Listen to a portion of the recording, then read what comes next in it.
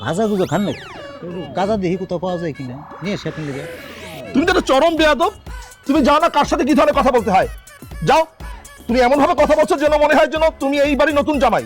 তো জামাই তো রোজিনার লোক আমার বিয়া শাদির কথাবার্তা ফাইনাল না। তো আমি যদি রোজিনার বিয়ে করি তাহলে এই বাড়ির জামাই না আমি? শোনেন একটা কথা কই, রোজিনা এই বাড়ির কামের মায়া হইতে পারে, কিন্তু আমি কিন্তু এই বাড়ির মেহমান। আমার বউ যদি বাধা না দিত তাহলে আমি তোমাদের দুইজনকে ঘর থেকে বের করে দিতাম। শালা কপাল, আমি আটকাইছি বউতে আর আমার বউ আটকাইছি বুয়াতে। এখন বুঝছি আপনার সমস্যা কোন জায়গায়।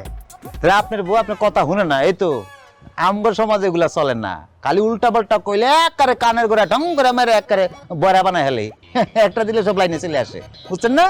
বউয়ের গায়ে হাত? হ্যাঁ, কথা না শুনলে দিবেন না, আবার রাইতের বেলা মনে করো যে আদর করে লাইনে নিয়ে আসি ব্যালেন্স করতে। এটা তো ব্যালেন্স করে ভাই রে ভাই, আপনার কথা কয়া মানে আমার নেশাটা আরো চড়ে গেছে। এখন আগুনটা কই পাই আমি?